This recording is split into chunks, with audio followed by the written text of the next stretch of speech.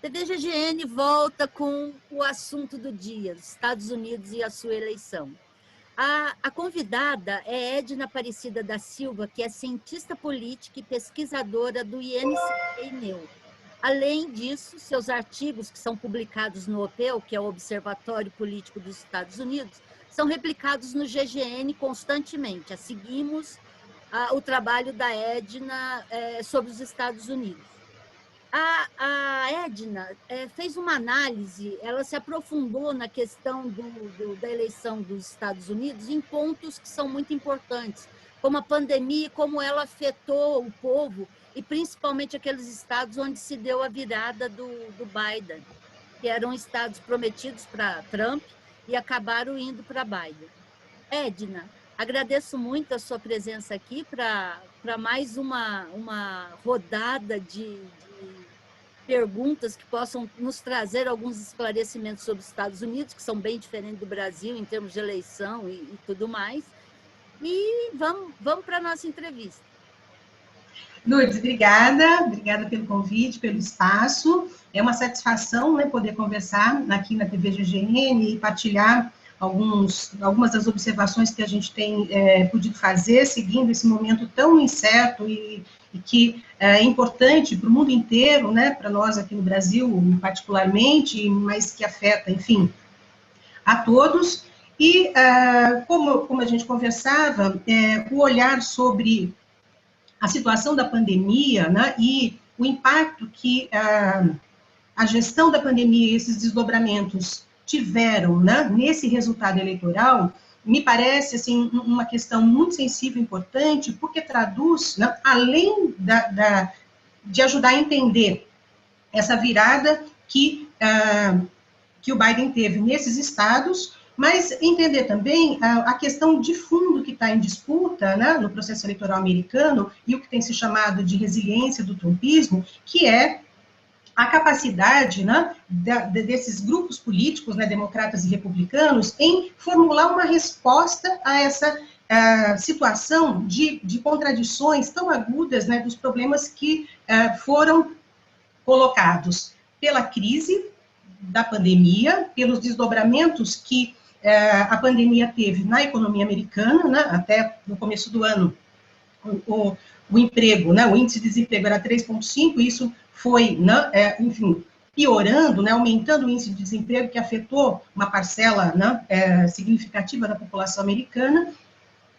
E, além dessa questão, né, da economia atingida circunstancialmente pelos efeitos da pandemia, também a capacidade de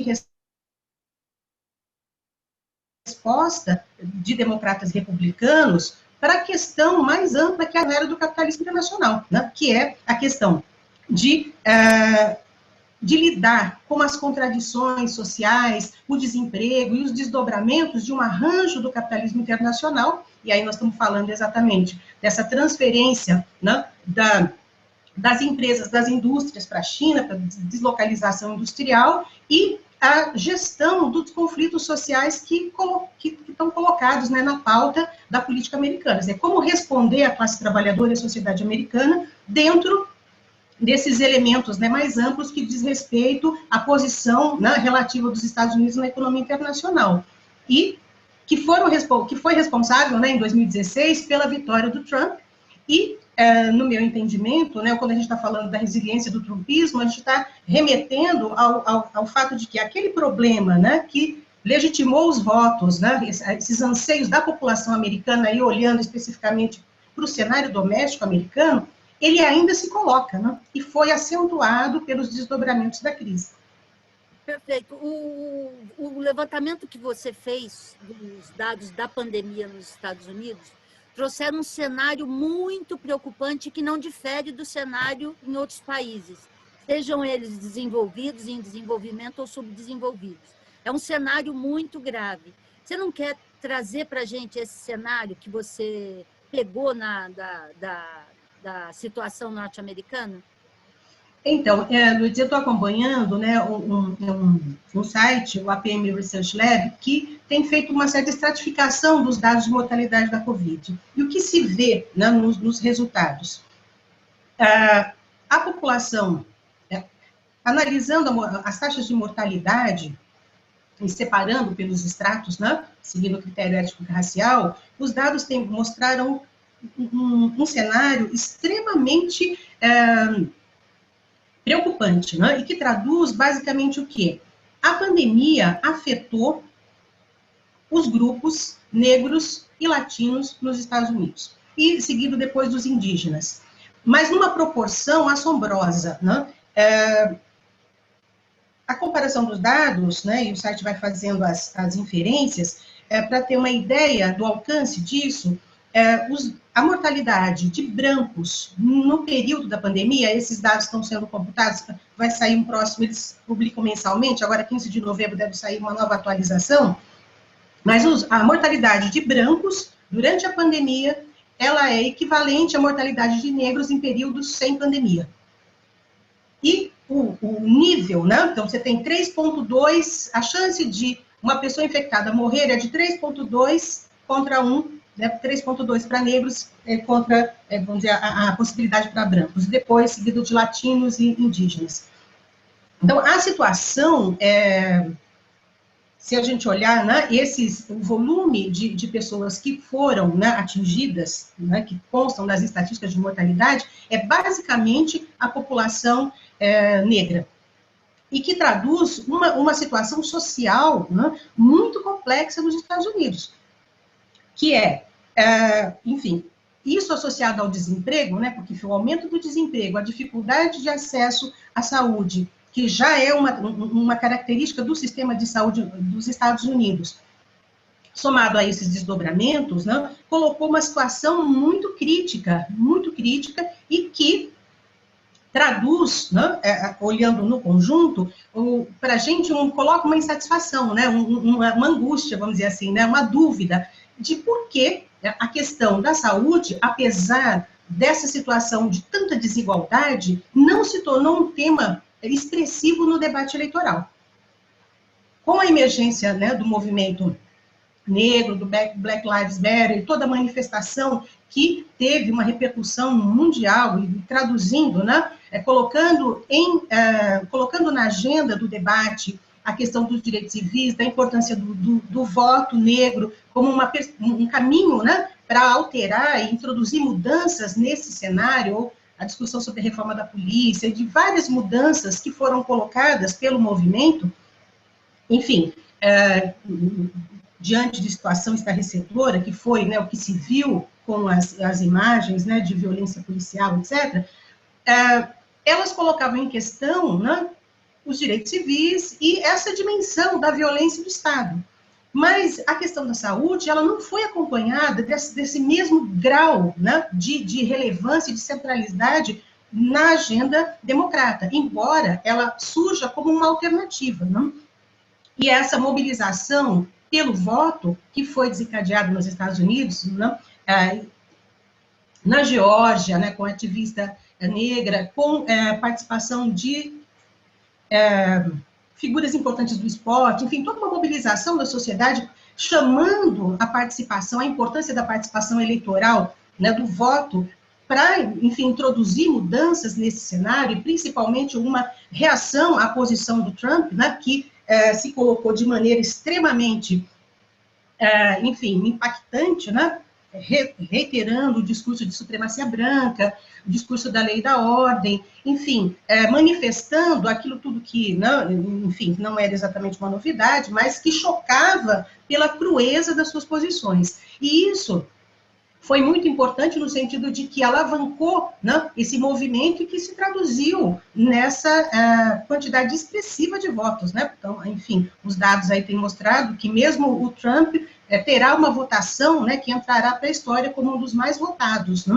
E também o Biden. Mas ainda assim, eu acho que levando em conta essas questões, né, elas trazem ainda questões para a gente pensar, né, dúvidas que ficam no ar, né? Por exemplo, o fato de que, apesar de todo esse cenário de desigualdade em relação à Covid e das limitações das respostas do governo Trump na gestão da pandemia e a atitude, né, racista e violenta em relação às demandas da população negra, particularmente, né, nesse cenário das manifestações anti-racismo, ainda assim ele teve votos de negros e latinos em alguns estados, né? Agora mesmo, né, por ocasião do anúncio da vitória do Biden na TV, o Rudy Giuliani chamou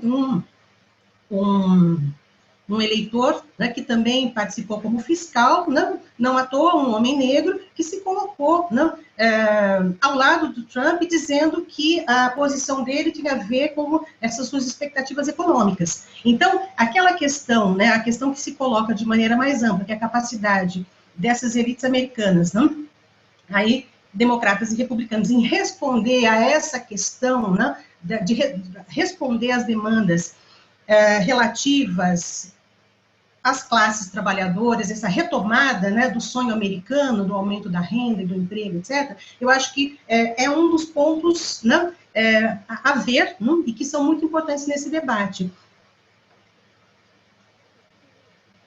A gente tem toda esse cenário interno muito complicado. Então, você tem as tensões sociais, porque o país está dividido, você tem a questão da saúde, que a população não tem o direito à saúde, como se vê ainda aqui, a questão do SUS aqui, eles não têm um sistema de saúde que o acolha. A questão da mortalidade já dita e que pegou muito mais em alguns estratos sociais, e esse finalzinho de eleição em que o Trump colocava toda a sua tropa contra o candidato que agora está eleito. Como fica a governabilidade com este cenário? Em que pé o Biden pode se apoiar? Assim, a presença da Kamala vai ajudar? Ou tem alguma coisa dentro desse plano de governo dele que possa aplacar os ânimos, assim, acalmar os ânimos e colocar o país para funcionar de novo? Questões grandes, né, Lourdes?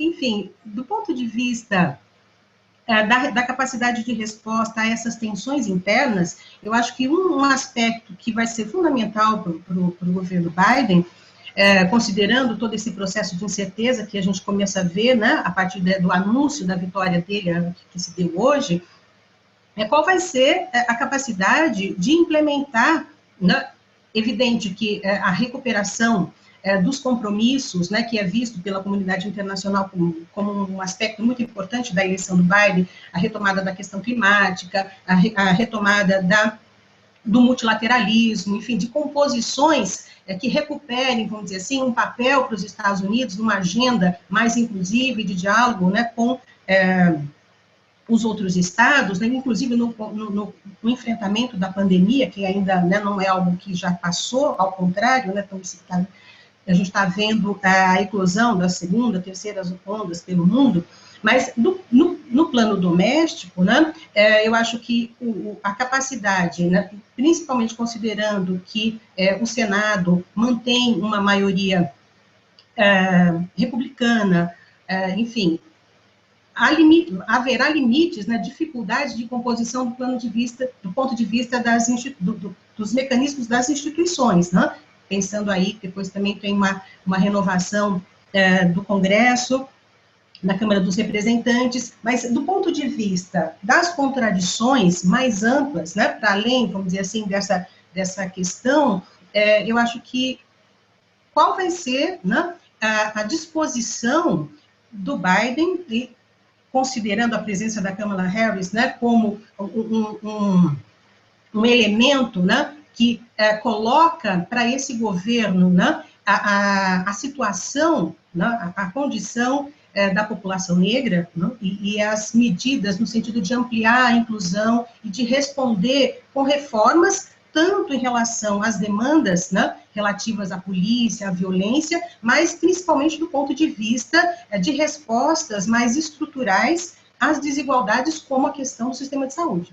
Se a gente olhar, por exemplo, em relação aos negros, né, alguns aspectos do programa do Biden, se fala em financiamento e tal, de elementos que ajudariam, né, iniciativas de empreendedorismo, etc., mas a questão da saúde, né, ainda é um elemento muito tímido, né? Então, eu acho que o confronto dessa questão, que foi tão central, né, eu acho que para os dados, para o resultado, para os dados eleitorais que a gente tem, né, a situação da saúde e a fragilidade social que esses grupos foram relegados, né, diante da ausência de um sistema de saúde mais universal, de políticas que respondessem, né, a essa situação, se não houver, né, uma resposta nesse plano, enfim, há muitas dúvidas, porque os democratas, né, se a gente coloca a questão, né, do ponto de vista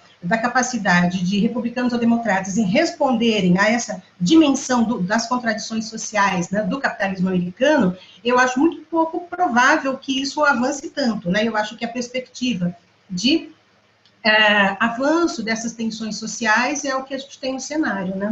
Não vejo, assim, grandes possibilidades de resposta. No entanto, a política é um campo de incertezas, né? Então, se haverá, né, um desdobramento dos movimentos sociais, que seria, né, a perspectiva, enfim, mais alentadora no sentido de se responder de alguma maneira, ainda que dentro dos limites, né, que a sociedade americana tem, a essas demandas assim tão relevantes e que favoreceram o Biden, né, nesse resultado eleitoral. Eu acho que esse é um ponto. Então, essa questão da governabilidade, é preciso a gente pensar também um outro aspecto, né, que tem sido bastante chamado a atenção nas discussões, né, na área de analistas políticos e jurídicos, que né, como essa vontade popular vai mesmo dar conta de se manifestar, né, nos Estados Unidos. Né? E eu digo isso porque essa estratégia do Trump, né, que tem sido chamada de judicialização, de contestar o resultado das eleições nas instâncias judiciais,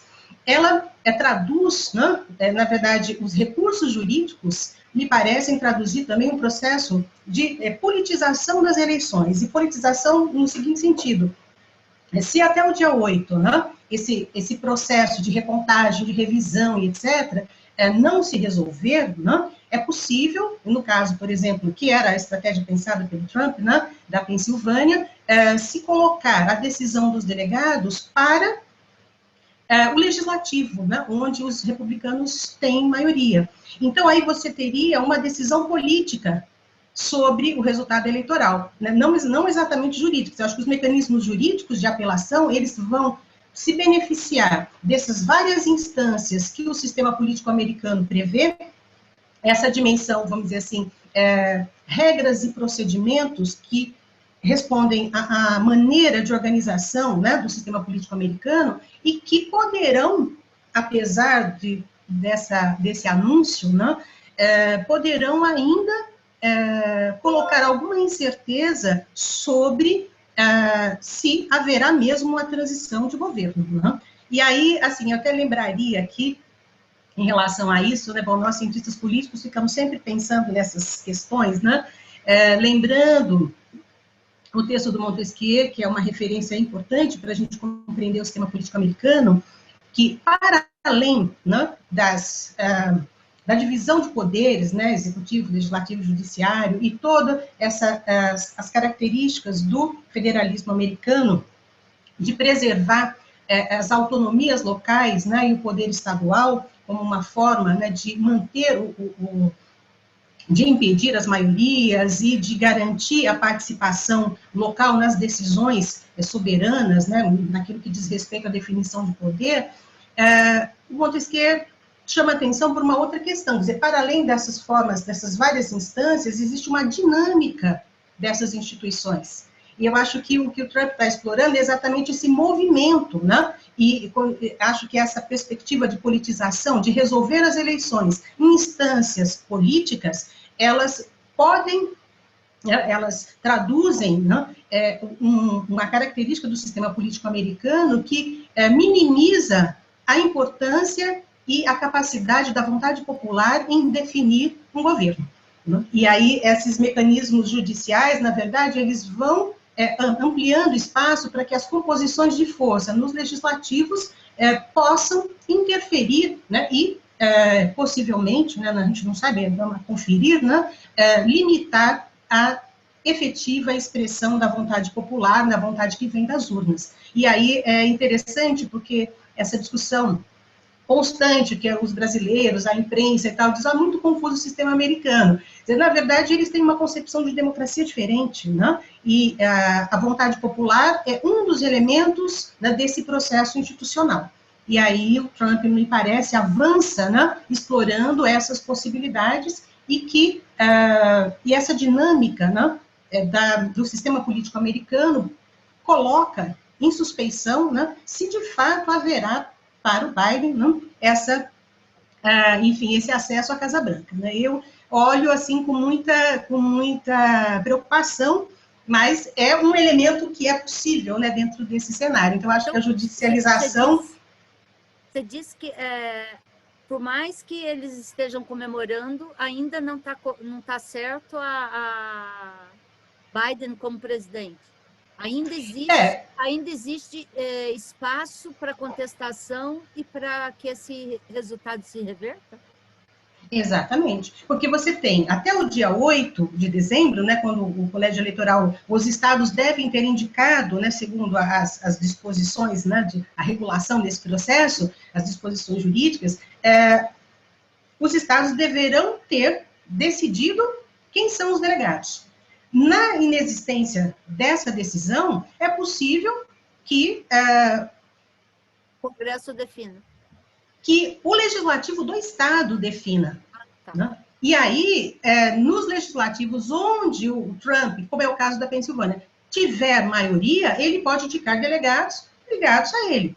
Então, e depois você tem um outro momento de ratificação no Senado, enfim, você tem várias instâncias. É por isso que essa estratégia do Trump, ela é muito importante. Eu acho que, para além da judicialização, eu acho que essa perspectiva de recursos que vão atrasando, que vão criando uma situação, porque, de fato, é difícil pensar que eles estejam preocupados em verificar se, de fato, tem uma cédula ou outra, tal. É um mecanismo estratégico, né, para tornar a coisa lenta, porque você imagina recontar esses milhões de votos e tudo isso envolve uma lentidão imensa. E você tem prazos, né? E aí que eu lembro do Montesquieu, né? Você tem gatilhos nesse sistema que permite, diante da incerteza sobre a vontade popular, que outras disposições institucionais sejam mobilizadas para prosseguir o processo até o dia 20 de janeiro. Portanto, né, essa estratégia do Trump me parece assim, uma coisa muito mais abrangente, vamos dizer assim, né, muito mais ampla e significativa do que meramente espernear, né, e que traduz essa preocupação de que você tenha, então, a decisão em instâncias políticas, onde, né, a composição de forças nos legislativos pode definir. Vai acontecer isso? Não sabemos, né? Tudo é muito incerto. Essa manifestação da imprensa, inclusive de órgãos de imprensa que representam, né, os interesses e são aliados do Trump, de terem suspendido a comunicação dele, né, e manifestações mais cautelosas de republicanos sobre a gravidade, né, de lançar a dúvida sobre o processo, mostram que a composição de forças reais nos Estados Unidos pode não ser o que o Trump espera, não? No entanto, do ponto de vista da dinâmica institucional, acho que ainda exige, né, de todos uma observação cautelosa, porque acho que não vai ser tão simples assim, né? Pensando enfim, nessas possibilidades que os arranjos institucionais do sistema político americano permitem. Nossa, mais um mês. Ô, Edna, eu agradeço muito as suas explicações, a sua participação aqui na TV GGN. Gostaria de continuar a nossa prosa num outro momento, porque tem muita coisa ainda para ser explorada e que num programa só ficaria complicado, mas a gente pode voltar a conversar e tentar esmiuçar essas diferenças entre os dois países que são interessantes para para que o nosso teleouvinte, nosso leitor, possam acompanhar e entender mais essa dinâmica mundial, que a gente tem muita coisa que sai dos Estados Unidos, e entender isso é muito importante para a gente. Então, queria te agradecer agora esse primeiro contato aí, que foi muito bom. Eu que agradeço, Lourdes, estou à disposição, é uma satisfação, né, poder conversar aqui na TV GGN com você, e eu acho que essa discussão sobre, né, a democracia, sobre esses significados que a democracia tem, a importância das eleições, eu acho que nós, né, temos aí no futuro também uma eleição para pensar, e todas essas questões que têm, enfim, muito impacto, né, para a política brasileira, e fico à disposição, acho que realmente temos aí um campo de questões, enfim, muito extenso. Obrigada. Obrigada.